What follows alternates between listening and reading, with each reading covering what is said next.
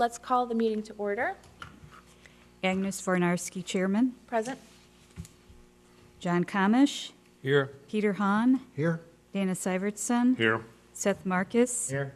I'm Jill Moskel. Ed Madden is absent. We have a quorum. Okay. Let's have approval of minutes of the regular meeting of August 9th. I recommend that we approve the minutes as Jill so adeptly crafted. Thank They were perfect without any correction whatsoever. I'll second. All in favor? Aye. Minutes passed. Okay, moving on to update on workday schedules. As fall approaches, there's lots to do. There's a lot of seed to collect. Our seed collection Wednesdays have started. We've had a really nice volunteer turnout, especially the past couple of work days. We've had like 11 and 12 volunteers come out to both the workday and the seed collection. I guess, you know, coming up later on, I'll be talking about the sites, and we can decide about where to do the next workday. Oh, I did make it after all. Oh, great. Hi, Ed. Ed. Oh, yeah. So our last workday was at the slough, and we got a lot done. We collected some seed, we cut buckthorn, and, you know, we'll decide later what to do next Sunday. Do you ever consider mixing any other days in for seed collection other than Wednesday Yes. evening? You, Yes. you have. Actually, yeah, I guess we can talk about that right now. Well, okay, so we were going to talk Illinois Oh, Prairie Week. Isn't I that was workday gonna- schedules? What? Okay. We were thinking maybe to do that next week for Illinois Prairie Week, to have a couple extra days for seed collection. But then, you know, also during seed collection, we could do extra days too. I don't know. I guess it's difficult for everybody to be present all the time, for like 2 or 3 days in a row. So if someone could pick that up, like if someone can do Tuesday and then, you know, I can do Wednesday and someone else does a different day, then we can crisscross. Yeah, we had talked about that in the Prairie Week. Let's just, Well, even if you don't do multiple days a week, just altered days, like if you did a Tuesday one week, a Wednesday another week, a Thursday, and maybe some other people who can't make Wednesdays might be able to show up on one of those other days, or vice versa, or something. entirely possible. Okay. Sure. Okay. But let's also talk about it for the Prairie Week. Yeah, we'll talk about Don't it. look in- so excited.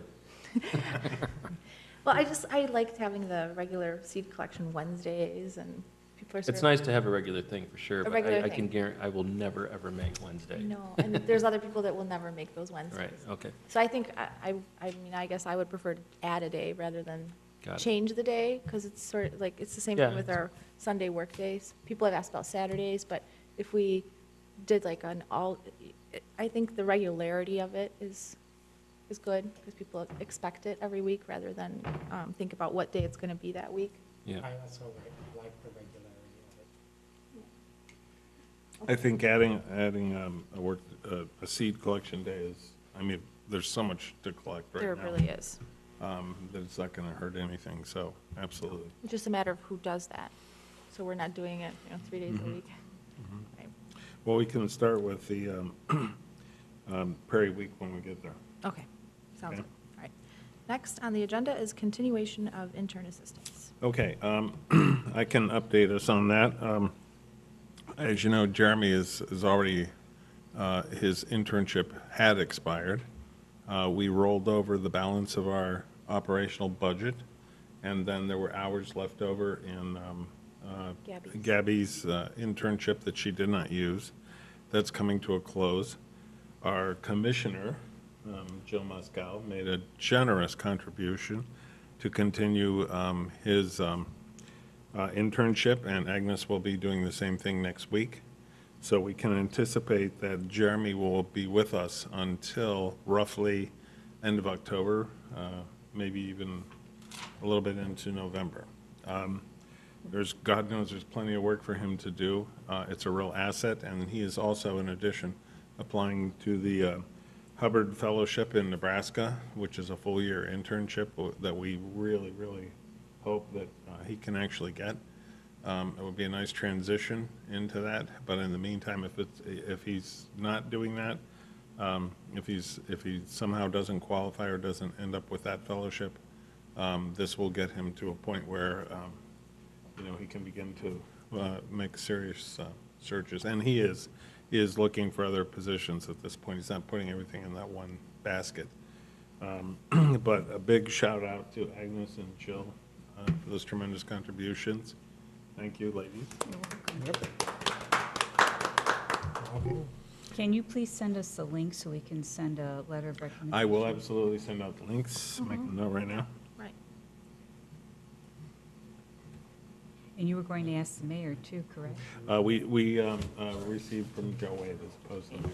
I think he's not completely done with his application. He should be done by next week, so I don't know if it's Okay. not better to just give him the letters and then he puts it all together in a package and sends it off? We'll Or at find least out. wait, We'll yeah. find out and get Or back. wait maybe until he applies before we Okay. send the letters of recommendation. We'll sort that out and let you get back to everybody. Right, it'll be sometime next week. Okay. So you can, if you have a letter in mind, you feel free to write one up and we'll let you know when or where to send it.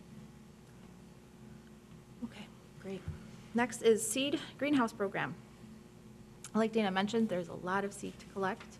The greenhouse program is winding down. We have just, maybe we have a few hundred plants more that we can put into the ground. But everything else is being tucked away for the fall and the winter. And also, whatever seed we've collected earlier on in the year is already, it's in germination pots and just ready to wait it out through the winter. If anybody has any questions about that? Well, you plan on scaling back this next year, right? Yeah. And growing only species that we need? It's difficult. It's difficult to, So the collection of seed this year would go more towards seeding back 99%. into the project? yes, Okay. absolutely. All right. Species that we have few of, or like not many seeds of, we would try to grow just to increase the numbers, or species of plants that are really good for shoreline stabilization or on a bank of a slope where seeds would just wash down.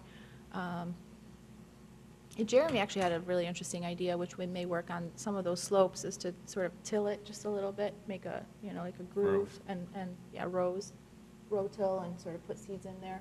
'Cause they do wash off if you just scatter them. Yeah, I mean, we have a list. It would be really nice to get a list of we have a list of all the seeds and the plants that we have available, but we don't exactly have the times that they're ready. I know other organizations have these lists, and I don't want to reinvent the wheel, so I'll look around. But it used to always be just in my head, like, oh, Menard is ready, oh, Coneflower is ready, and We have next a this really is ready. good one right now. But I Let's feel do like that list. there's so many species now, and there's so many collection sites that my brain isn't able to to have it all in one spot anymore to just bring up. So it would be nice to have a list, I guess. So that's something that I'll be working on too. And if you know of any sources, that'd be great too. The greenhouse capacity is cut down? Or- It is. Okay. Mhm. It has been cut down, but we sort of reached a quasi-agreement with the zoning board to add another greenhouse. The We're one still that would be permitted within. another 80 square feet. Right. But the next plausible size that's of permanent sort of installation and higher quality is 96 feet. So we talked to them about getting a variance, and it's pretty much Easier to get a that. done deal. Mhm. So if we get to that point where we actually need it, then we'll go ahead and, Agnes will go ahead and Right. buy it, and then we would put it in place there. But I'm thinking of other alternatives too, like having plants, I mean, we have plenty of storage around, the property, like having plants do like a 2-year cycle, so and we kind of push them by growing them in the greenhouse, but we can very easily also just transplant them and leave them outside for a year. So, we can still up our numbers a little bit, I feel like. So are we required to go through the formal process of variance then? I mean, do we have to file a case before then? This would have been if we wanted to keep that, If we wanted to keep that 200 square foot. then it would have been a big temporary deal. one, We And- we abandoned that. Yes, and we would have had to, Right. there's a lot involved in that, Yeah, it's extensive. very All right, extensive. and it's not required for this? No. No, we still have in in the code, we still have 80 square feet Right, of real estate to use. which we may not need to do. That greenhouse is pretty large. Once we transplant, as long as, the weather, once everybody's out of the greenhouse. It's a lot of work. And it's a lot of work, and it really is a lot of work, so. I can only imagine. Yeah, unfortunately, not all those seats come in so easily, and, but I think we're at a point where we don't have to show as much, like, people are more trusting, so they're open to that weedy phase of restoration where you put seed down and you wait 2 years versus plugging everything with plants that it took a really long time to take care of, that just establish faster. Yeah. Okay. Next is the MWRD plan. Okay, I'll cover that one. I think a lot of people were here for that meeting. It was sort of contentious with the Lake residents and the MWRD and the realization of what that project entails.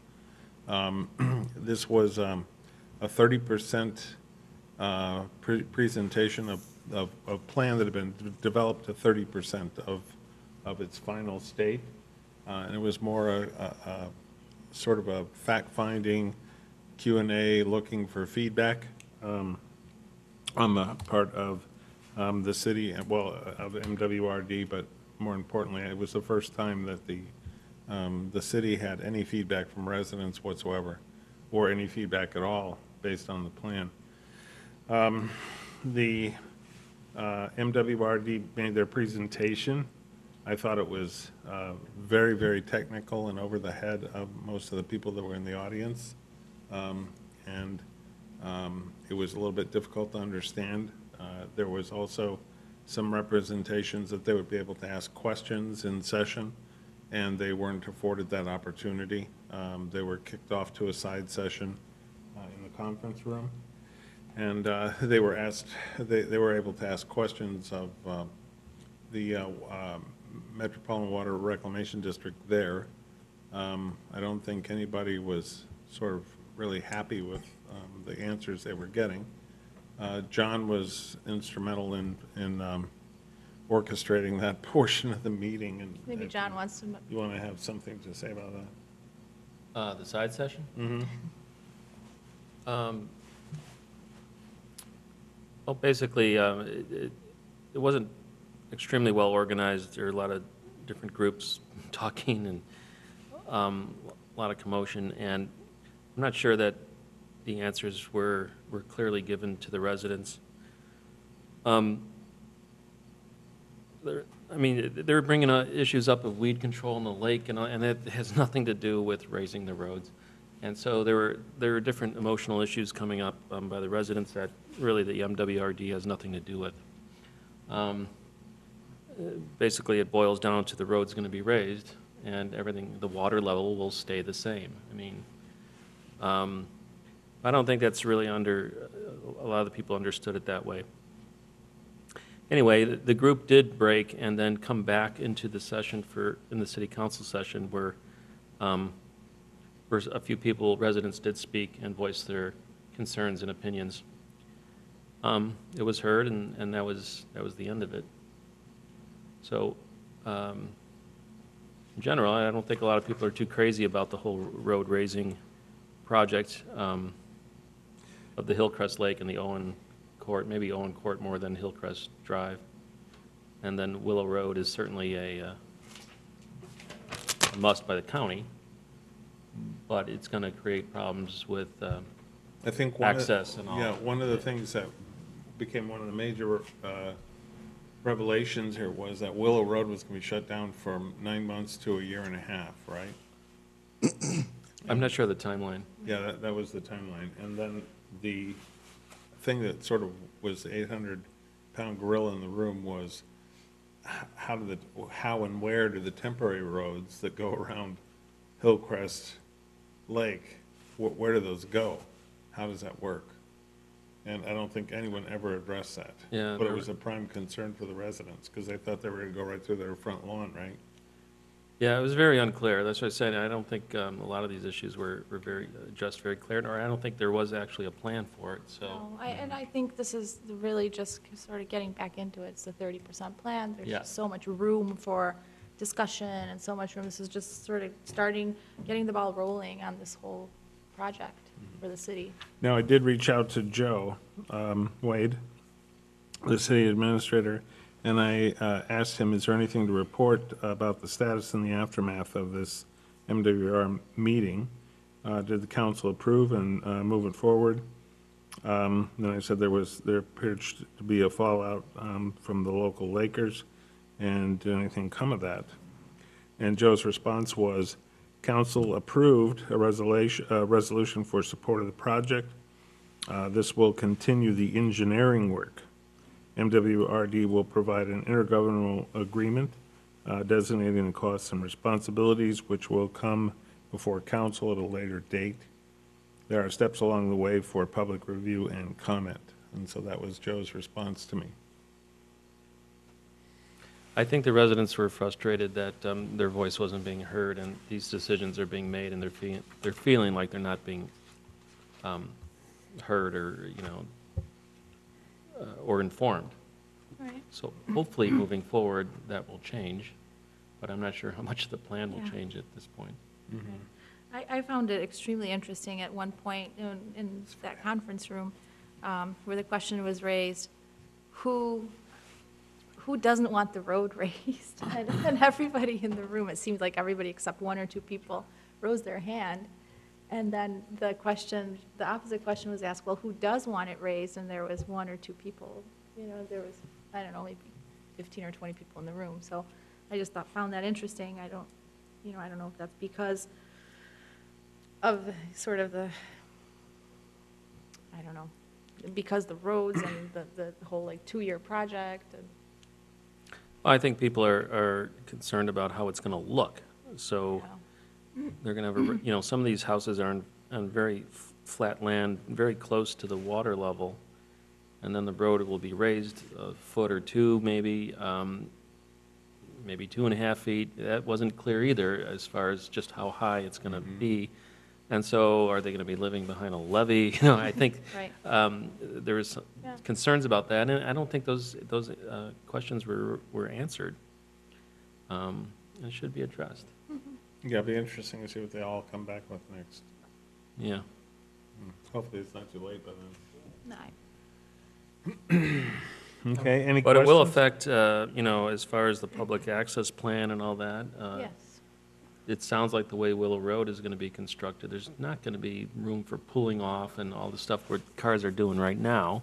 No. So No. all that Kind Goes of away. abolished. goes away. Goes away or moves to the What- side Well, street? it moves the parking onto the road that goes around the lake. Well, then you got to consider that road's going to be higher now. So how Right. do you park to the side of it? There's a lot I mean, of there's little no- factors involved. There is, and I don't think you can fish off of a graded slope like that. You can, you might fall in. Safely fish? I don't know. But public access definitely would be reduced as far as fishing. Yeah, well, yeah, I think all that will have to be readdressed, replanned and plotted after the next 50% plan or whatever is next. Yes, yeah, sure. Any questions about Seth- that at Seth all has at this something. point? I have some. Yeah. First of all, let me apologize for not being able to attend. I was out of town. That's I very okay. much wanted to attend. And I hear the things that John is saying, and I certainly respect the local citizenry for their concerns about how it affects their property and the like. I also think that there's different stakeholders, and one of the stakeholders is our group. And our group had certain concerns, and I assume there's probably quite a bit of overlap, but specifically about, overlap between Prospect Heights Natural Resources Commission and the local citizenry around the lake. I think there's differences as well as overlap. But specifically about our concerns, as the things that we mentioned about parking and other things, do we think our concerns were addressed, can be addressed in the future, or it's a lost cause, or what? I mean, things like, we talked about, obviously John brought up the parking, but other things that are specific to our mission, such as preserving the little Yes. finger that we talk about where the frogs are, as far as the grading, as far as what's planting along the grading. as Well, far one of as- the parts of the plan was naturalizing the shoreline for a 15-foot buffer, which is a big plus for us. It is a very big plus. And with native plantings. Okay. But the And, plan was and not- they, agreed that we'd be consulted on that and that, so, I mean, that was, That was that a was big really one. good to hear. Yes. Although the plan, I didn't see, and I looked at it specifically, and maybe it just wasn't drawn in, but it didn't seem like the whole area was planted with native vegetation. So that's something that will probably come up in the future, I think one plans. of the areas of concern is still the entire stretch of Willow Road. Because it is a county road, what had been specified was to essentially raise it 6 feet and level it out. And then on the north side of the road, there's 900 feet of guardrail with a 6-foot shoulder. You Which can't- will not accommodate a You cannot car. park a car in a 6-foot shoulder and get out of it safely and do anything there. So that automatically sort of forces it. Now, the guardrail also goes on the other side from the same starting point, which was down by Maple, and then goes around what would be a new reconfigured finger. But the finger was still in the plan. Okay. It was just simply moved over a little bit Mhm. and then regraded. They were calling for, Native vegetation all along that. right, but there was also some gravel issues there that, you know, I think at the end of the day, it's stuff that we can talk through and work through. So I don't feel any opposition from anybody really on the things that were important to us. Right. Other than really public access, I think. And I think part of our long-term vision is to have a path go around the entire sloop. Will this guardrail affect the ability to have a path that would safely allow someone to cross from the It's west just, side to it's the too early to tell. I mean, it's just so up in the air, and the plans are so inconclusive, and based on the feedback that they received now, they may change again, so Right. it's just too early to tell. Do we feel that they have our concerns known?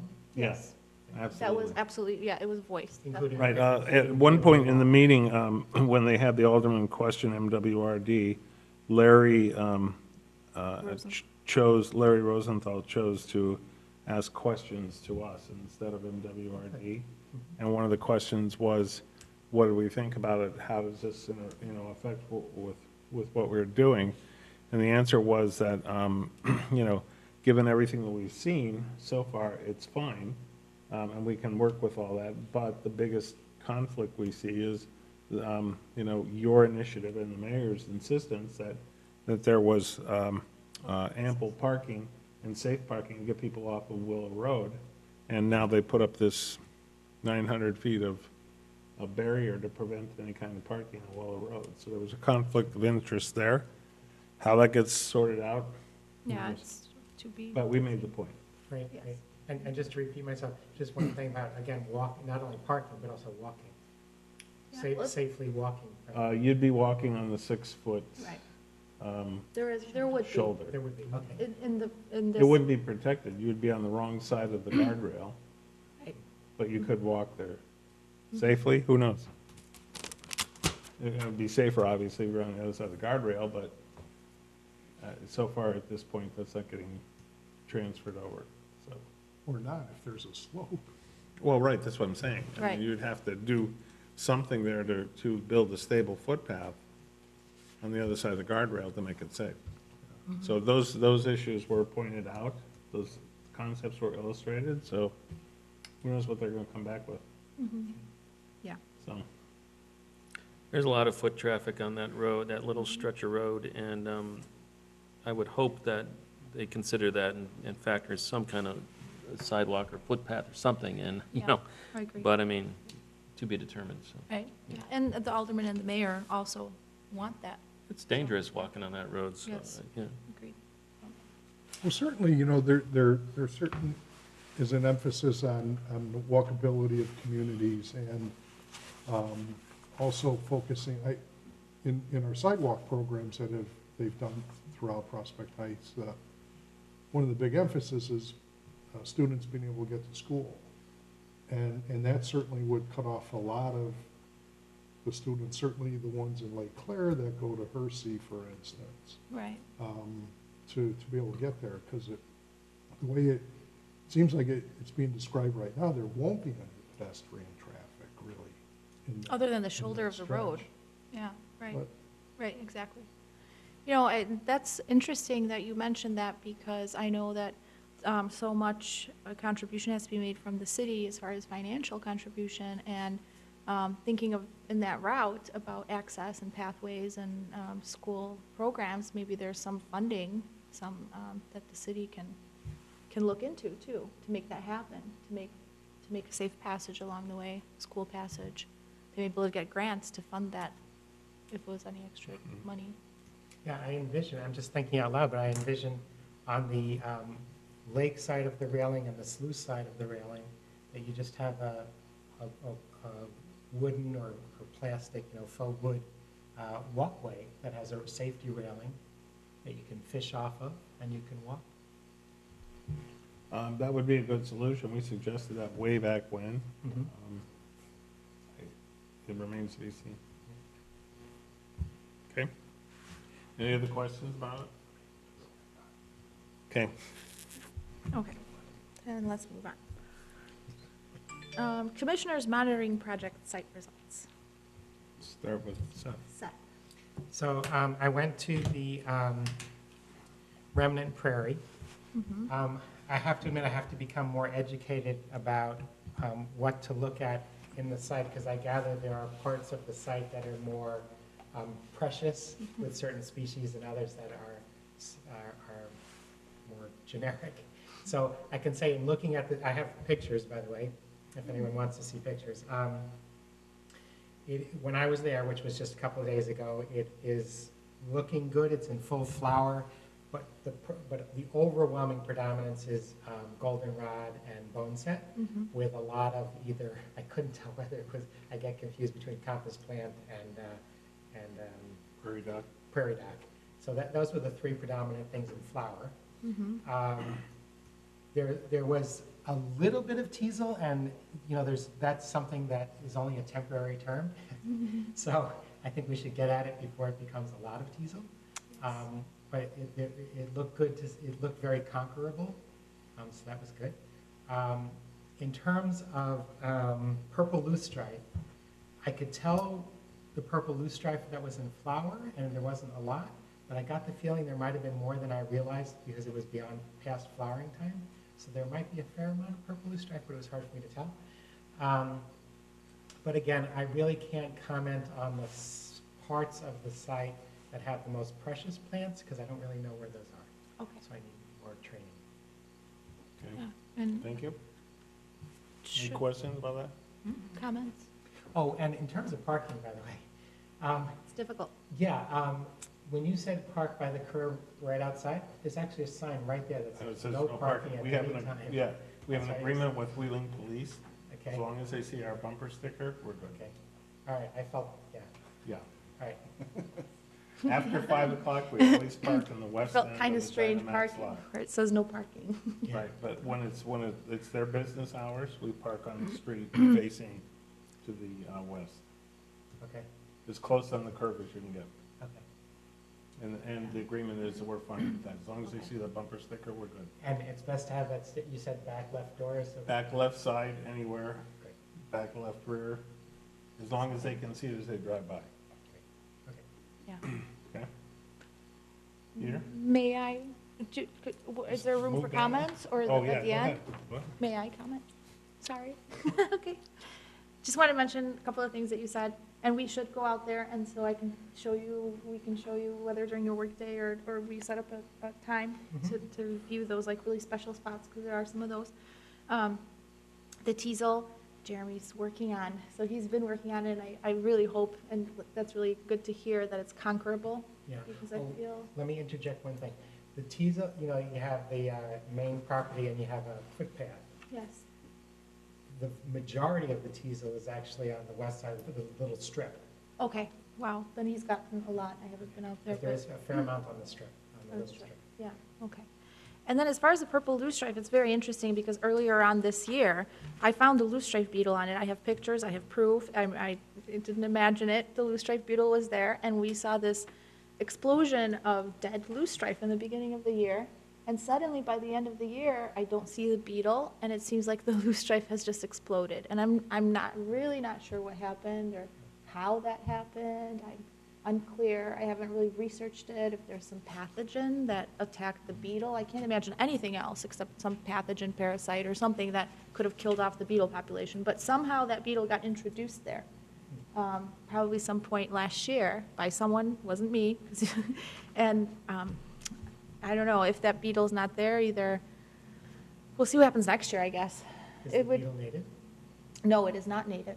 It is actually a management technique to get rid of, yeah. But apparently it doesn't affect any other of that species, any other loosestrife except purple loosestrife. It's been tested inside and out for Does it years. crash once the loosestrife It population does, crashes? it does. So could it be but- that it just did so well that it, No, because there's so much loosestrife, I think. yeah, Yeah, I think that didn't reach the yeah. top. Way So, more than there ever was. right. We'll see. I mean, I think we have to monitor it. Would be so much easier to have the beetle than to actually have to manage the loosestrife. And anyway, that's all I wanted to say about that. But thank you. Sure. Yeah. Yeah.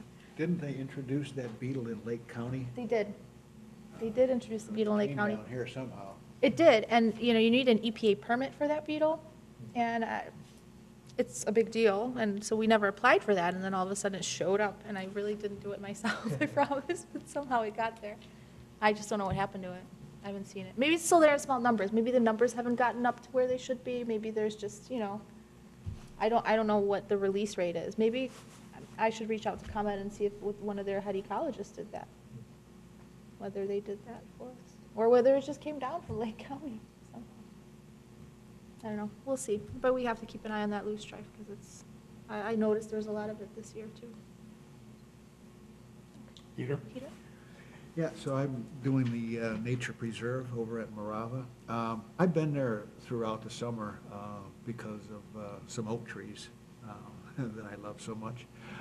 But I walked through there today for about half an hour, and I noticed the oak trees doing well. I mulched them in 2 times this summer and watered them 3 times. So they do need attention. I bring my generator and pump out of the creek and water them that way, and there's plenty of wood chips. So those trees are doing well. There was about 3 to 6 inches of growth, new growth, on those oaks that we planted last fall. They look very good. You really have to mulch them in to do a lot of prevention of mechanical damage by mowers and line trimmers. One tree was nipped by a line trimmer, and so the mulch protects the tree that way and also preserves moisture and temperature. So that's important for those oak trees. There's the bush trees, the bush plantings up by the tennis court there. I think there was 5 or 6. They were doing well, but I noticed today one has been severely damaged by a mechanical apparatus or human. It wasn't damaged by an animal. It's only got one stem left on it. So Huh. that's not a good sign. That's another reason why I mulched those bushes too, to keep the mowers and line trimmers away when someone got a little bit aggressive or just walked all over it. There was plantings done just north of tennis courts, I guess, by a school group. That area needs some attention. Someone has to either herbicide it or line trim there because it's mostly overgrown and it does not look good. The trail looks fine. It's not overgrown at all. Steps going down to the creek look great. For all the rain and the flood issues we've had, they held their own. The rocks or the stone boulders in the creek, they're holding, they're not moving, but there is like a damming problem there. You have to go in there, I think, periodically and clean the debris away from between those stones because it's starting to dam up in there. Over by the Morava I guess where there's plantings, we've done it, or someone has done it already by the brick pavers. Grasses, look like purple coneflower, and some petunia. They're in between the fence and the brick pavers. The brick paving work is not done, so I don't know how that is going to turn out if they destroy or impede what the plantings are in there. But it looks good. I don't have a problem with it. I think you really don't want a lot of bee activity. I think that's where a lot of people have their concessions, so you don't want to attract a lot of bees there. So I think those plantings will work out, but they do need water. Tomorrow. It's on the list tomorrow. Other than that, really, some of the plantings, the butterfly weed really looks good. It's coming to seed, and it looks like it really is taking hold there. It's one of my favorite plants, but there's some grasses doing well. One of the major problems is the creek bank is severely eroding in a couple of places, and eventually it's gonna maybe even work its way into the parking lot. It really is a severe erosion problem that's gonna affect the creek and any of our plantings that we do in there, because they're just not gonna hold, they're just gonna wash away. Other than that, the place looked really nice. Is there a lot of dumping there of the garbage? I did not see any dumping. I did not. Of the cut Kind- stuff from the town, from the park district? Oh, yeah, well, yeah. I noticed that the dumping of branches is getting moved further toward the creek. It's not being pushed toward that one residence there, so, yeah, it is increasing, and hopefully it doesn't get too close to the creek, because we have a couple plantings there, especially that one white pine. I staked that. It looks good, but yeah, there's a lot of branches there now. Okay. When you guys go to plant on Friday morning, tomorrow morning, can you maybe touch bases with Dino about the mowed down shrub? Yeah. And the brick, I mean, the brickwork, according to them, is done. Oh, that's what they said. So Well, We yeah, didn't think it it's- was I know, it fine looks action. undone. No, it's not. weird. Yeah. There's just pieces, you know how you do paving work? Yeah. It just, It can't, just ends, right, there's nothing there just to hold it ends. in place. Right. I mean, it's not done. But they assured us that it was done and they're not gonna do any more, and then they put soil in there for us to plant. So, That brickwork is gonna Yeah. fall away. yeah. It's gonna fall away into the plantings. I believe so too, but You need an edge. I don't know. So I don't know if they're, Maybe run it by Dino Okay. tomorrow, too. right, because it would be a real shame if, Yeah, to do all this work. to do all that work and all the plants and then to have them be damaged by additional work. They assured us, they let us know that we were done. But this is the project that we're gonna talk about later on about, we've discussed it, just some native plantings around that concession stand, and we are 80% done with planting, so there's still sections that Yeah. Jeremy and I were gonna go in the morning and Sounds do and good. water it. Good. Looks good. Yeah, It's a good idea. yeah, and we tried to use show your plants there. What type of grass are those? So prairie dropseed along that side where they said that people like to look out at the baseball games, so Good. shorter grass. Good. Right by the stairs, there's Indian grass, and then the really tall grass, which Gino said didn't matter, could be as tall as we want, I actually did cord grass there. Okay. Which likes it a little wetter, but it's a nice grass that gets tall, and I think it'll be fine. Yeah, are So we gonna have do left any over. more? And there's a couple Yes. other areas that are cultivated. I don't know what, Tomorrow morning. okay. In the front there by the Yeah. stairs. Yeah. So that'll be a little showier. I was thinking like switchgrass mixed in with liatris. There's liatris all throughout there too. Okay. Actually, liatris and spiderwort, echinacea, pallida, and purpurea, a lot of spiderwort, and then it lined all across is that Yeah. petunia. Yeah, I know they have a big runoff erosion problem there, the tent and the road and everything in there, so I don't know how all that, I'm sure the baseball field, the Lions Field, I don't know how that all is gonna work out, because it's tremendous runoff It is. through that area. Right, and I think that parking lot probably has a lot to do with it. the library parking lot that Yeah, was it installed. runs down that road, and then there's that one ramp, and it just runs right through there, right It onto does. the- It does. I think they're working on a plan for that, Peter. Last we heard, Dino said they were planning on putting a concrete bunker in there to protect Yeah. the baseball diamond. Yeah. I have no idea. Tremendous amount of runoff. Right. I think, you know, a really There's great a solution. parking lot for the library. Okay, we're not blaming, but it was brought up that, but I think a really great solution could have or would have, or may someday be, a pervious parking lot to let the water soak into the ground instead of washing off over the road and causing that flooding, and then having deep-rooted native plants to absorb all of that runoff as well before it gets to that diamond. And so that would be a natural way to prevent all of that damage from occurring versus a concrete wall, which probably may not hold back the water. Do- Water finds a way.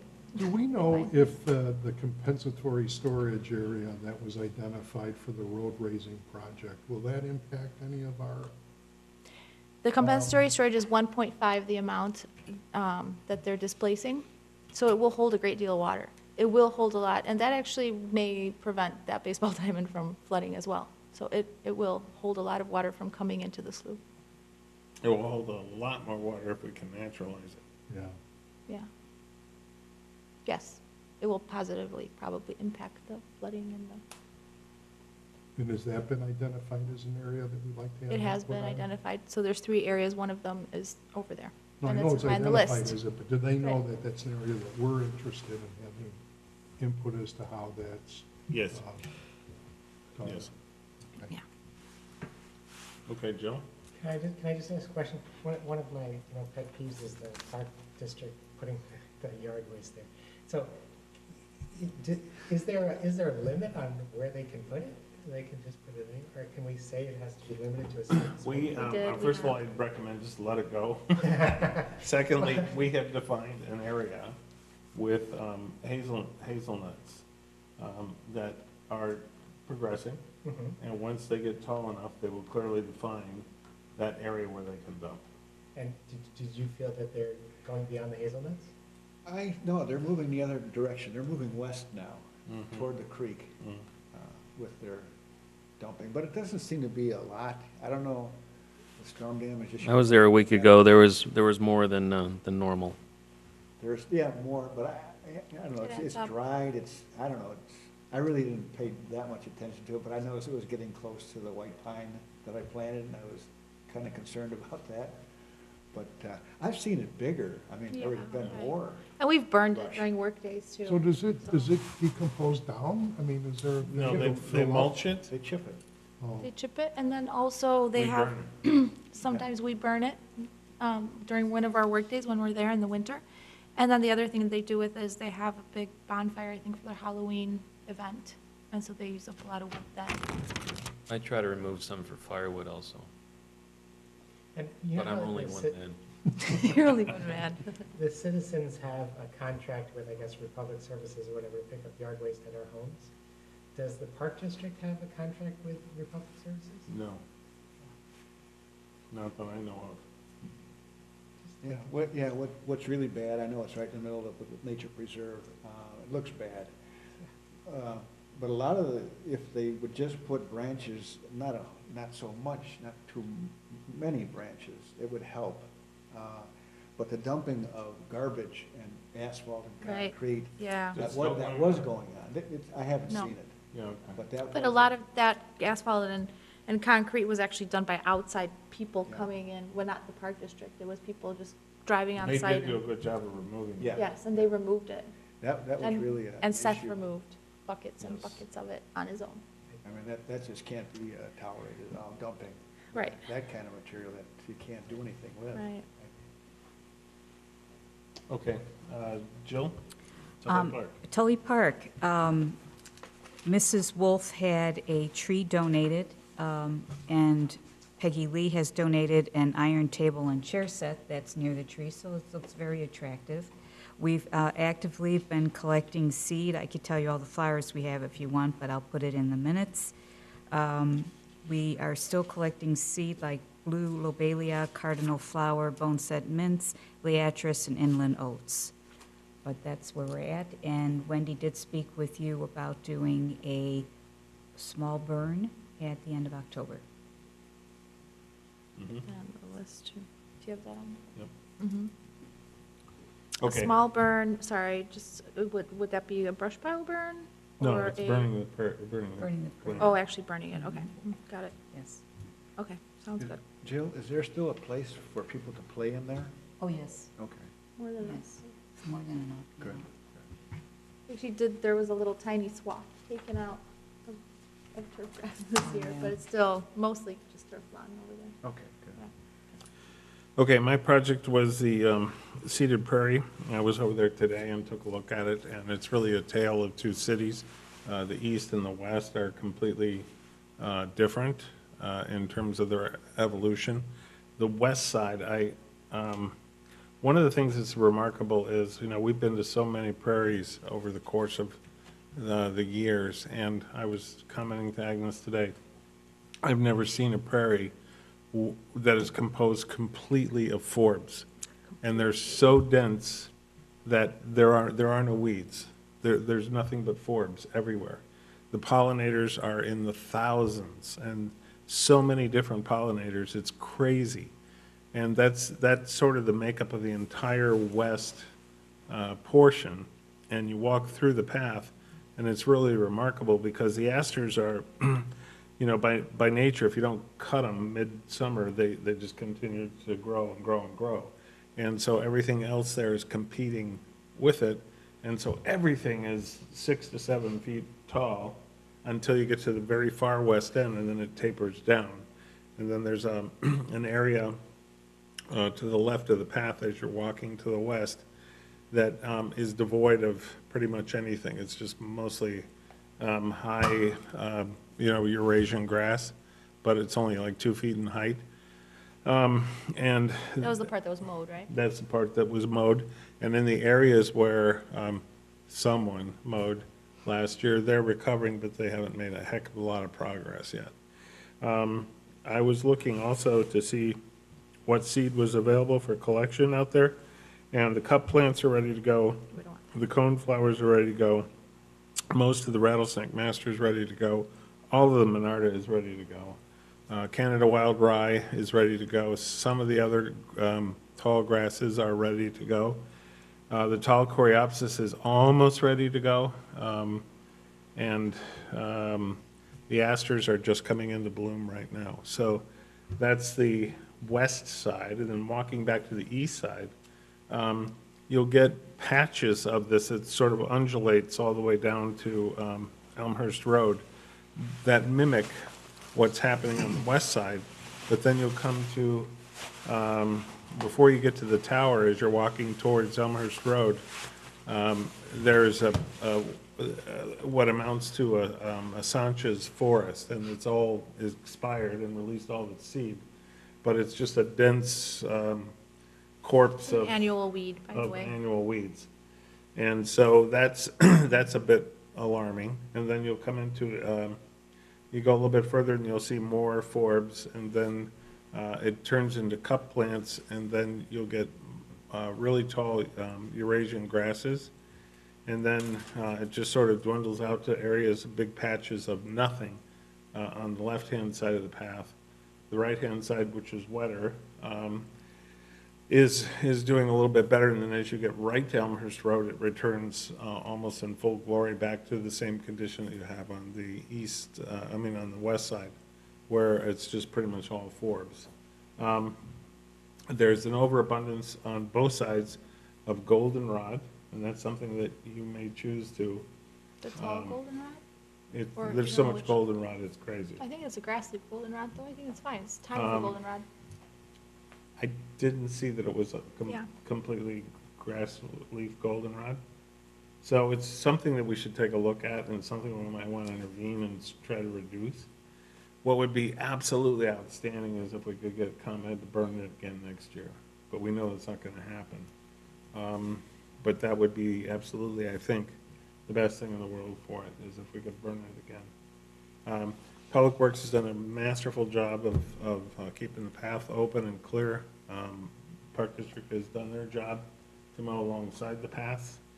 I'm really, really, really happy to report there's absolutely no evidence anywhere on either side of the prairie and east or west and north and south of anybody doing anything to molest the prairie.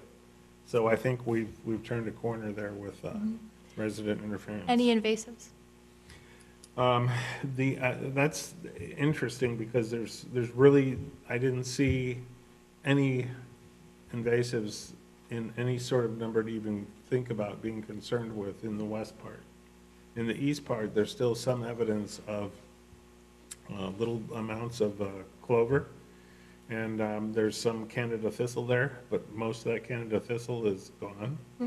It could be that it's a nest already and I just didn't see it. It's been cut by Jeremy. But I think the work that Jeremy and Gabby did this summer was outstanding. So that project, that whole project is really doing well. And I think, when we go there to collect seed, everybody's gonna be really blown away.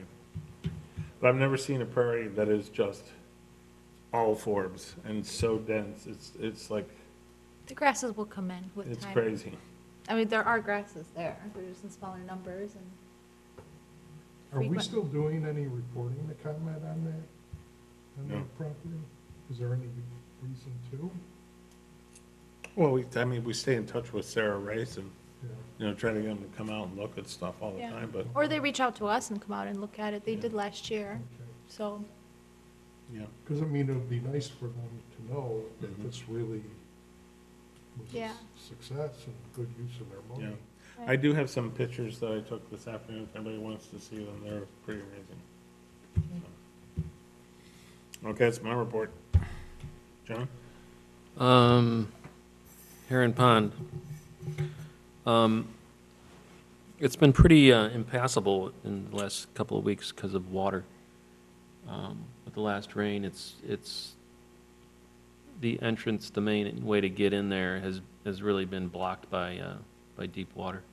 And even today, I mean, just to get in, you're slugging through a lot of mud. So access is limited because of that. You have to go on private property, actually. If you don't want to get really muddy, you're going on private property to get in there.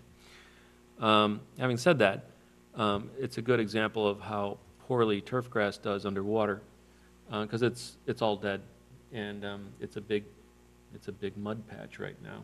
So once you get past that, all the plantings and all that we did last year, it's really thriving. It's doing really well. The cardinal flower was doing really well this year on the west side of it.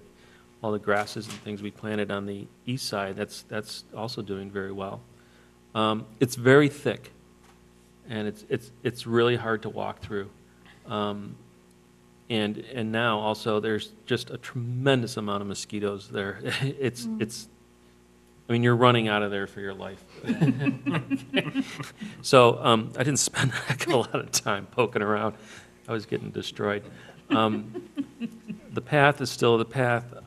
It's reverse mode. There are 2 signs up on the parts we don't want mowed. But now it's just a bunch of growing grass with the logs that we put down to kind of define the path. In certain situations, I like logs outlining a path like that. In this particular situation, I'm not convinced it's going to do us much good. I think it's hard to get a mower in there on the part that we want to be a footpath, and then these things move around. In the next storm, they float, and and so they constantly look disheveled and out of order and what have you. And that's also true of the logs on the slough right now too. They're just all over the place. They've been moved. They've been straightened up. Oh, okay. As of like the last day or two? Yes. Yeah, okay. So it's one of the problems we have, I think, Yeah. in these places that flood. So I think it'd be nicer just to have, a mowed line right down the middle and kind of get rid of the other stuff. But that's an aesthetic thing, really. Aside from that, that's it. Okay. Ed? So my area is the natural area at St. Al's, and like Seth, I regret not getting some coaching on what to look for, and I really need to do that. As I often say, everything looks like weeds to me, and so I cannot give you a knowledgeable report, and so I would like to meet with you and head out there and kind Okay. of do at least one kind of, okay, here's what you look for. Yes, that's really good. I think, So, Agnes, I think- you could give us an update on Alice, right? Yeah, well, but that's interesting, Ed, because not everybody knows their plants, and so some people really, everything does look like a weed, but as just a person that really doesn't know their plants, looking at that area, aesthetically feeling the site, did you like it, or did you not? Did you think it was pretty, like even just, Because I didn't know what to look for, I did not thoroughly go through there. got it, so okay. I mean, from a distance, it looks great, but again, I don't know what to look for. Yeah, we should go in there. We were there a few days ago, so I looked in there, and to me, knowing the plants and everything, it's really nice and coming along, and there's just all these things blooming, and asters, and all the things we planted there are going to seed, and I as far as any sort of restoration, I think this is a great success. We didn't have to manage many weeds at all. It just sort of came in, everything came in from the seeds, and so I think it's great. Because as far as we know, the school or church isn't doing anything actively managing. They did I do, yeah. yeah, so I periodically go over there, evaluate, and then send them emails about the progress and ask for their input too, whether they like it, whether they see any issues or problems. We did have a couple of plants that sort of just, they weren't invasive, but they're a little aggressive and weedy, and just for aesthetic purposes, I told them that if they wanted to remove that, so they did spend, they have a whole group that meets on Monday afternoons. So they did spend some time removing those. I think one of their volunteers spent like half a morning doing that, just cutting and pulling. And then we did help them with a little bit of Canada thistle, but that was like a 10-minute deal. But yeah, we're keeping an eye on it the whole time to make sure that nothing comes in that's bad. So we do constantly talk with them about it. And they're happy. So I've asked them, of course, too. So they seem to be impressed with the results. It'll get better every year. This is just the first year, so. Real quick, in 30 seconds or less, you want to give us a synopsis of the Sedge Meadow? Sedge Meadow. Okay, so the Sedge Meadow has a lot of teasel, and which we've spent a lot of time working on. We've had work days there. We actually had our seed collection day there, and the swamp milkweed wasn't all the way ready yet, and the sedges were mostly past, so we had volunteers clip off the teasel heads, which came back after being cut twice already, which I don't think has ever happened before, to come back a third time. Jeremy was out there this morning getting the rest of it. That teasel is really out of control over there, ever since that stop mow order.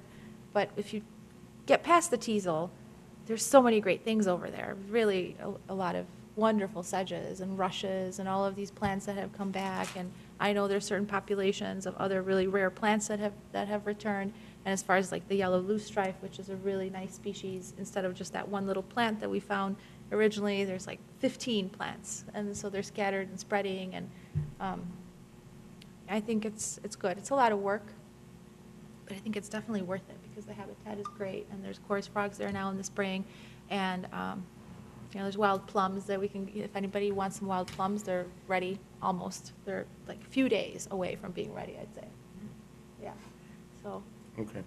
That's it's a lot good. more work than I expected for that area, but I think it's important to get on top of. Okay, let's move on.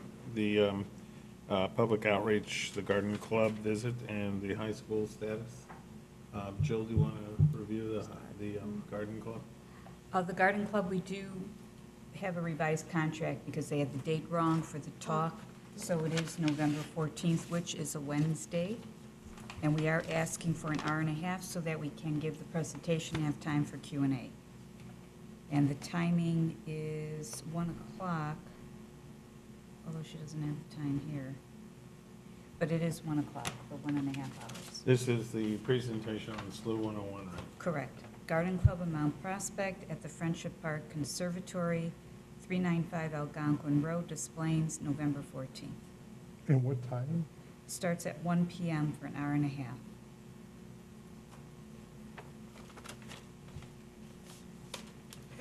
Can you review the visit from Northeastern Illinois Community? Or Seth can do that too. 'cause Or Seth, either one of you. Okay.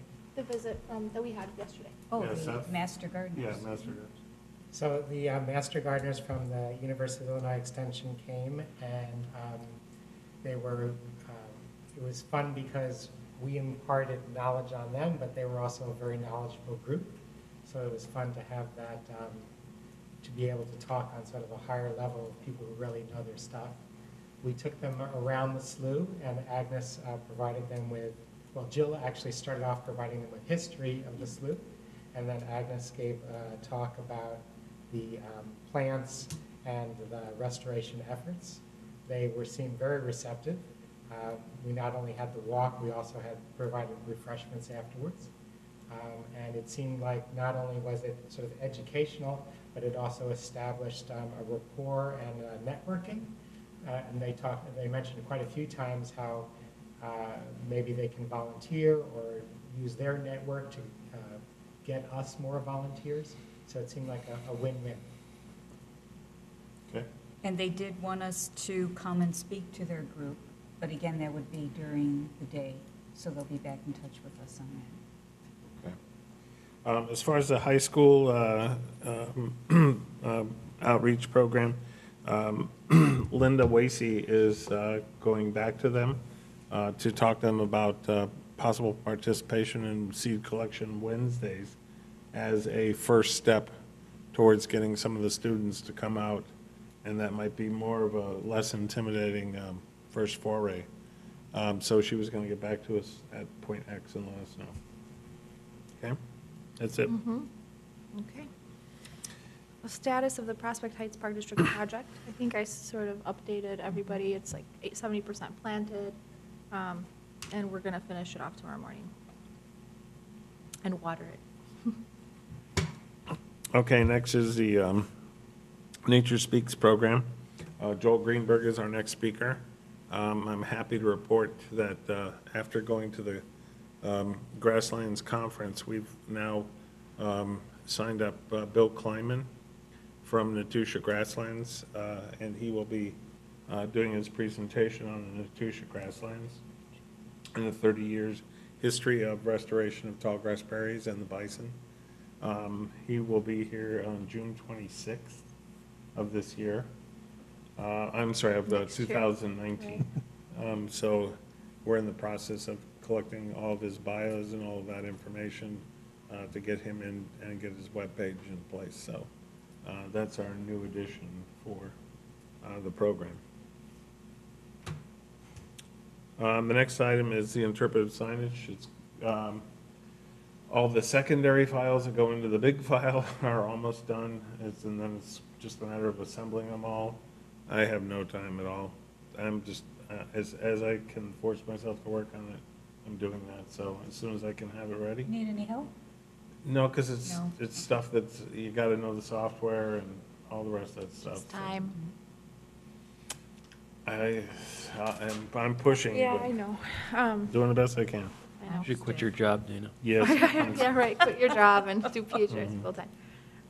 But there is a All right, new good, business. there is, okay, I won't say anything, but there is a good chance that we'll get it done this year. Yes.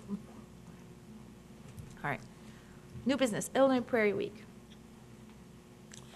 Okay, Prairie Week, I'm looking to send out an announcement, and we had, the only event that was scheduled was the Bird Walk on Saturday, which is actually the day after the Prairie Week ends, but it's sort of how it's always fallen. It's either at the beginning or the end of the week. So that will be the anchor event. Agnes came up with it. We have a regular, of course, a regularly scheduled weed collection, seed collection Wednesday. So what we were thinking is, Because last year we had the Prairie Walk scheduled and Right, and no we one had that, came. and no one came. And we showed up like every day for 3 days straight Yes. to the prairies and nobody came. Right. And everybody came to the seed collection Wednesday. And whether they didn't go to the prairie because they had just been there collecting seed or whatever the reason was, seems like everybody likes collecting seed and it's a way to see the prairies too. Because because it's a way to be able to walk around and be there and still be doing something, and So what we were going to propose, subject to everybody's approving this, is that we do 2 seed collections, or no, 3. 3. 3 seed collections during the course of that week, and then end it with the bird walk. And so what I'd like to do is get an answer on this tonight, so that I can put an announcement together tonight still, What are the exact and get dates? it out. This will be the work week of September 17th Which is through next week. Next week. 21st, which is next week. So, The dates can vary. I mean, I think keeping those seed collection Wednesday and then either adding Tuesday, Thursday, and Friday, or Monday, Tuesday, and Thursday. so what I was Sorry, no, proposing 3 days was total, to, not 4. one of those days would be a collection at the Sioux, specifically around the sign, and then the bottle brush grass that's in the north end, right behind the sign. There's a lot of them, right? And then we would do one collection at the Remnant Prairie, and then One at the seated, the big collection would be at the Seated Prairie, which is all just fantastic. and Menarda. Lots of Menarda. So my only preference would be to keep Wednesday. the Wednesday night at the Seated Prairie, unless anybody's got any real objections, and then the other 2 nights, however they fall in, they fall Either in. A Monday, a Tuesday, or Thursday, or whatever. What was our original discussion? It was Tuesday, Thursday, and Tuesday, Wednesday, Thursday. Tuesday, Wednesday, Thursday. So starting off with the Slough on Tuesday, the Cedar Prairie on Wednesday, and the Remnant on Thursday, and then the Bird Walk on Saturday. Any objections to that? Sounds fine. Okay, all right, that's what we'll do then. What time are we 5 talking? to 7. 5 to 7. And real quick, this is like just totally amazing. Last night, we got a video from Nancy, and it was at night, there was outside her window was a barred owl, of all What? things. A barred owl, not a barn owl, but a barred Barred owl. owl. Barred. Never heard of it. Yeah, they're rare They're through here. They're common, I guess, common rare. They're rare in Prospect Heights for sure. I haven't ever heard one here. Right. And I recollect being at a class at the Morton Arboretum with a recorder with the sound of the barred owl, trying to get them to call back, because they had been heard there the previous year. So it's not all that common as What differentiates it from others? the the sound. sound? The The sound. sound. There's What a, about its coloring? Like, Oh, you yeah, can't I mean, see it it's- as- You can't You see, can't so really you're see it, just but hearing it. you're hearing it, Yeah. and it's got a very, very specific call, and there's a mnemonic for that call, like certain birds have there, so it's who cooks for you all? And so it's sort of, I mean, it's not what the owl sounds like, but the intonations and the What sounds time like was that. this? It's like 10 o'clock. 10 Oh, o'clock. 10 Mhm. o'clock. Yeah, so everybody It was listens. really awesome. I sent the recording to Mary Lou, she verified it and said, Mhm. man, that's great, so. Yeah. That's That just a little verifies side. Barred owl in Prospect Heights. Okay. Yeah. Okay. Okay, so I'll proceed with that announcement on Prairie Week and send that out tonight, or first thing tomorrow, depending on how it goes. Wow. Can you That's do it just to a the microphone? cartoon. Well, I don't think it'll.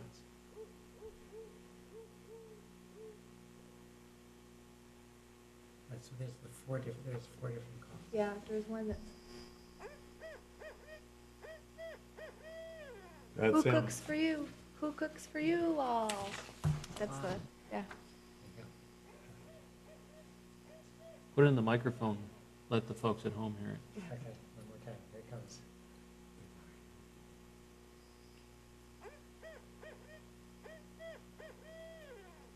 Okay, cool. That's him. Or her. Okay, strategic planning, moving on. I gave you all a packet. Ed, you don't have one. I'll pass this over to you in a minute. Yeah. Or you can have first, okay? So as I was saying, this was just a rough outline shell, and that's all that it was.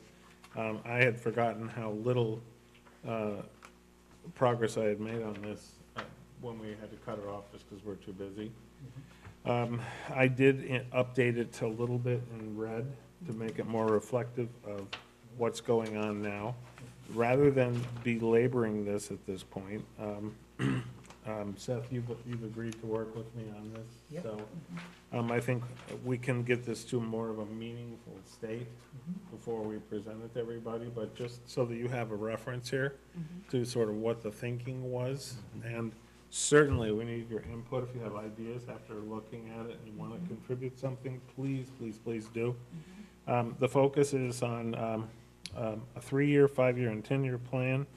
Of course, we're going to be looking at ways for the organization to be sustainable and have succession long after we're all gone. One of the things it does is it examines the weaknesses and strengths of the organization. Certainly, everybody's going to have some ideas about that.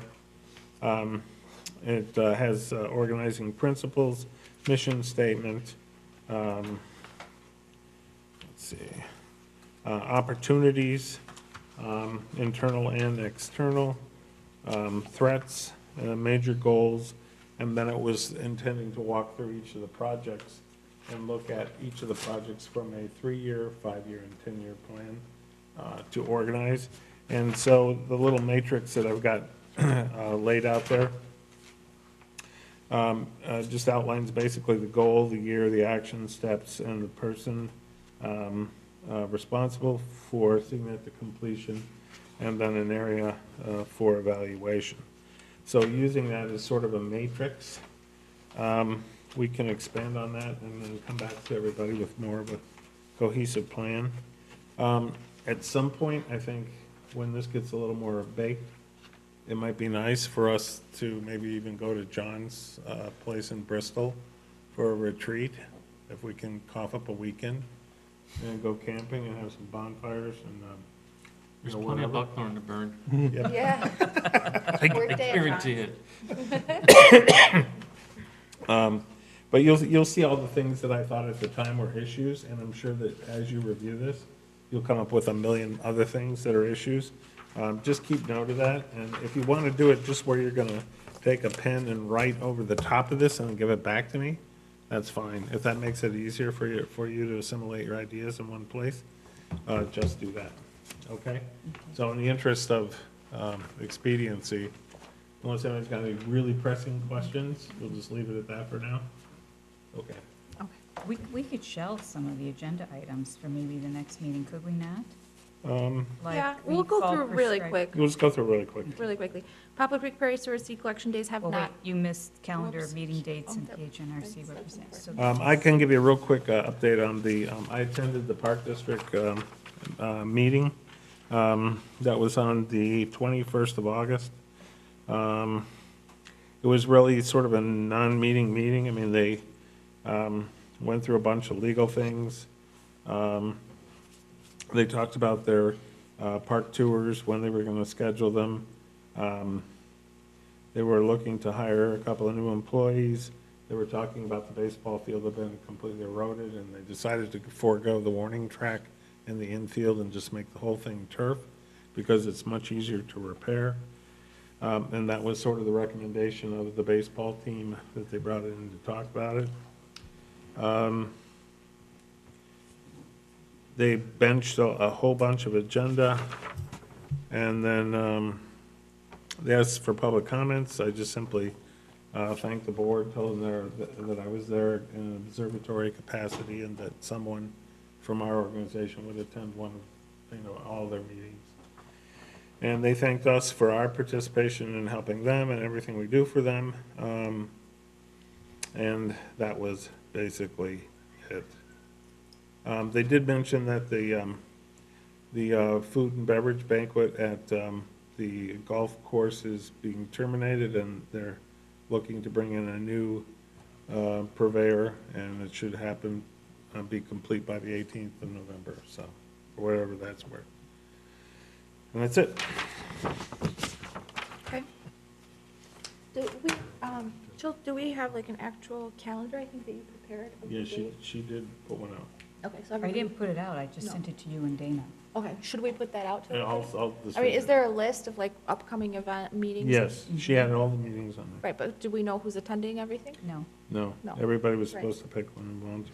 So can you resend that to everybody, and then can we follow up with the next few days of which meeting Sure. you'd be willing to attend? Mhm. And if you can't attend it, I can make a suggestion because I can no longer attend the McDonald Creek Commission meetings. They begin at 6 PM. I listen to the recording. Yes. Oh, right. But I should keep in touch with them by email too, just to say, I'm listening, we're here. So that is an option. Right, as long as you listen to the recording. Right. Okay. Okay, great. Next is the Poplar Creek Prairie Steward Seed Collection Days. We don't have a date yet, because the seeds that we want aren't quite ready yet, and we want many of the seeds that we want to all be ready, so we just have one day that we go out there. But I will be reaching out to them this week, Okay. this coming week. So I'll have that back to you, and I'll email you as soon as we know. Should be within the next couple weeks, but within the next month, for sure.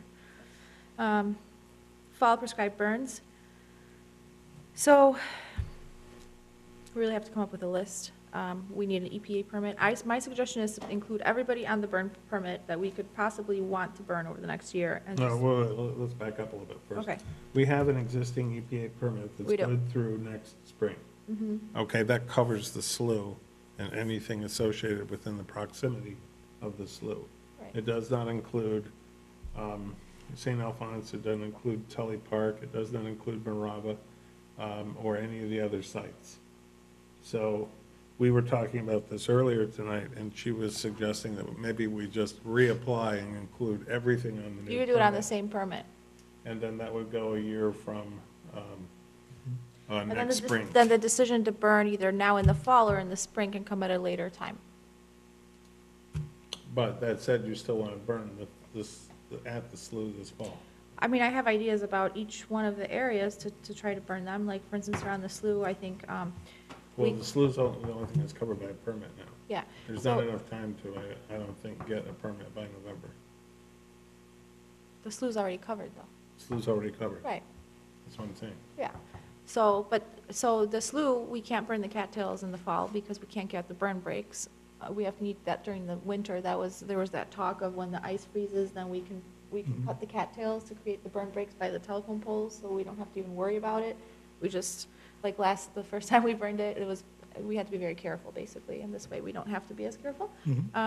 So we could do like a portion of the slough in the fall, and then we already create our burn breaks, so in the spring, it's just really easy. You just, it's super safe, really easy, everything's done, and takes minimal amount of time, and we get the cattails too.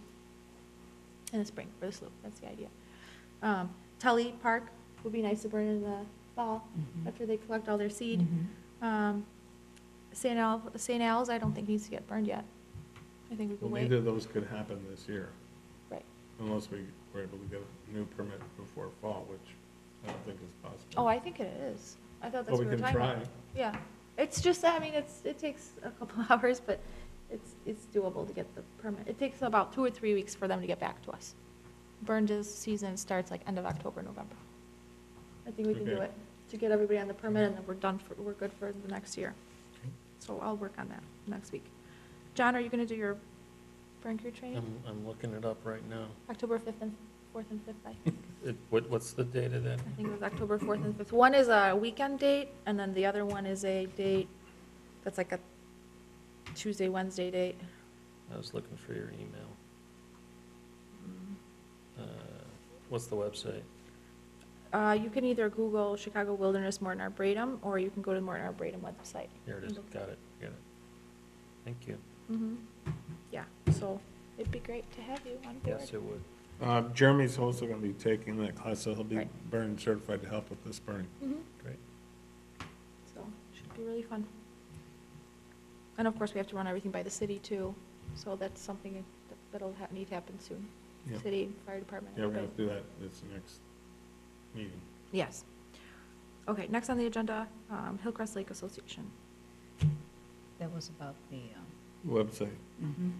so I don't know if you want to cover it. It might be too involved, right?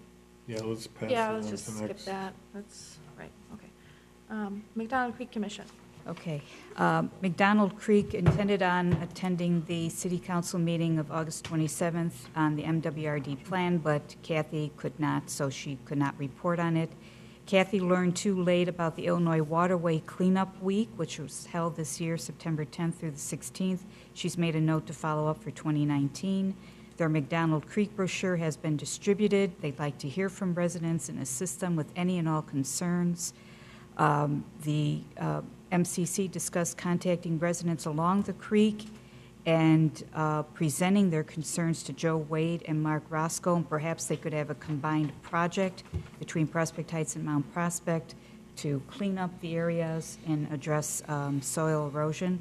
They did have a resident at 1001 Edward Road who attended the McDonald Creek meeting on August 28th. He needs help cleaning up a large tree and 2 large branches that fell into the creek.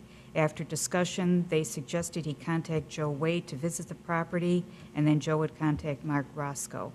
It's really an MWRD project. MWRD. That's MWRD. Well, this is what they discussed. sure. And their presentation to the city council has been postponed till September. I do not have a date. Their next meeting is Tuesday, September 25th. Thank you. So next is Wild Things Talks. Yep, as you all know, we've been asked to do one talk in the community outreach. Want to repeat that we've been asked to do a lot Yeah, of we've these? been asked. Congratulations. Agnes then received an email about a week later asking her to specifically participate in a panel discussion about seed propagations. So That's she fantastic. will also be Congratulations. making Yeah, another appearance at Wild Things. So that's awesome. yeah, it's really nice, really great. Great company on that one. And the date of the talk is February 23rd, Yes, I believe so. 2019. Yes. I'm sorry, what's the date? February 23rd. And Wild Things has been moved to Rosemont Stevens Convention Center. So easier to get to. So go Agnes. Yes. All of us, go all of us, PHNRC. And we're all going to be presenting, right? Everybody's, well, maybe we'll talk about this at a later date, but everybody wants to present. Peter will. Peter will be present in the audience. All right, moving on to the next to last item, the display cases in November. Okay, my idea is, we've already done that brochure, the trifold, just to blow it up. It's got all the Ooh. information there, it's succinct, and then fill the thing with pictures. Because people like Good idea. visual. That would be a real easy thing to do. What I was going to suggest was, So, well, aren't we looking for easy things to do? what I was going to suggest is that maybe To create more because it's workers. fall, is that we do something on the theme of burning. Yeah, but I And then mean, we could put like a Nomex suit in there, you put a drip Which we torch. need. no, but that's not all that we're But we about. needed it. No, I understand, but I like Yeah. Jill's idea. And we need the. Personally, the burn stuff, Mhm. it's boring. okay.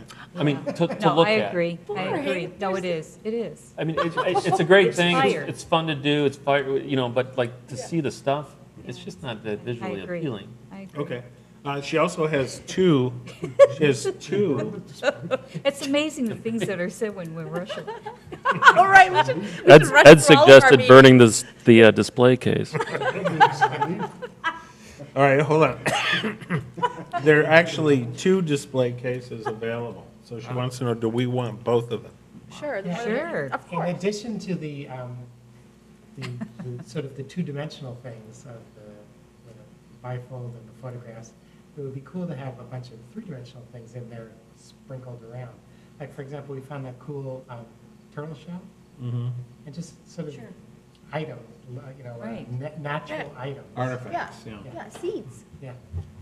Okay, Parts I of will, plants I that will are let dried Terry plants. know that we are going to do that. Cat.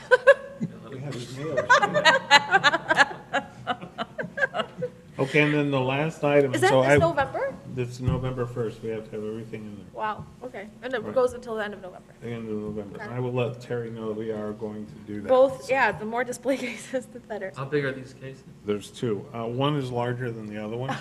One is probably, They're there right I now. want to say it's like check it 56 out. inches wide, and it goes to about 8 foot high. And the other one is probably 36 by 8 foot, something like that. Are there immovable shelves? They're glass shelves and they're Oh, movable. That's what I remember about it, but I could be wrong. We can all go and look at it too, and then have ideas. They're right by the circulation, or Right, not circulation inside desk, the but library. it's where Maria So sits. do we, how are we gonna plan this, like, by the next meeting? We're gonna, Well, I think what I'll do is go to the library and take photos of the two cases and send them out to everybody. okay. And And we then have a everybody can share multitude. ideas online, Yeah. and then we'll just make a final decision at the next meeting, right? Does that But sound we good? have to have a day too where we're there and we're putting it together. Yes. So our next meeting is in October, and then. Right. It might be a good idea to have a few, because it is the library, we should have a few books on nature. in there, too. Yes, very good idea. We have thousands of them. We do. We should include a picture that has Maria, because she works at the library. Definitely. Give a Volunteer shout out to photos, her. Yeah. definitely. Even a children's book, for example. Wild Goose in the Prairie. Yeah. Okay, the other option, the other thing I had to report on that's similarly and related is David Ludwin's show is October the 1st it opens. He's hanging it on October 1st. There will be an official reception for him on October 3rd, and that will start at 6:30 and go to 8:30. David is showing, and how this went from being a one-person show to having someone else there, I don't know, but it did. So David only has one wall, so he's got a limited space to display. But what David wants to do is to make his photographs available either framed or unframed, and make them for sale. And then his plan is to take a small fee to cover his costs, and he wants to donate the rest to the NRC towards the intern program. So that's really terrific of David. If you guys are, interested in buying his prints, They're beautiful. they're The going ones to help I've us seen. out. Yeah. So, and it's not outrageously priced either. He's, frankly, I think he's selling them too cheap, but that's, So, all right, so the photos go up on the they're first, going to be hung, the show will be hung on the 1st, so there, but the opening reception is on the third, the 3rd. so it's on This is Monday. at the library? This is Yeah. at the library. Mhm. And so the 3rd is when we. Remember, our first show was DDA, the Yeah. Yes. landscape paintings? Okay. What time This is the our opening? second show. Now, the third show is next September, and that's the Commissioner's Art Show. I gotta get working. You better get to work, buddy. I'm done. Ed's done with this. I hope DW doesn't fit the bill for that. Wait, I have a proposal to make. Yes? I think for the Commissioners Monitoring Project site results, because that does take some time, that we put it in writing and email it to each other to review before the meeting. They will be part of the minutes of the meeting, and just highlight if there's anything to highlight, but we could just say, refer to these documents, just so we can read it ahead of time and That's a save good some idea. time. Yeah, that was. Yes, time consuming. great idea. Okay. Yes. It would be nice to have some photos. Like, I know both of you brought photos. I wish we could have, like, Seen them? seen them and emailed them, like, to Patrick and have them up on the board. And that's a lot of work, I guess. Could they come out of the TV, create a live? Yeah. Right, but now it's too late, I guess. But maybe for next time, maybe. We'll ask Patrick about that. Maybe we can just email it to him and he can have it up. I don't know how that would work, but, Mhm. okay. Anybody else? All right, any comments out there? Nope. Okay, I move we adjourn. okay. Second? All in favor? Aye. Aye. Motion adjourned.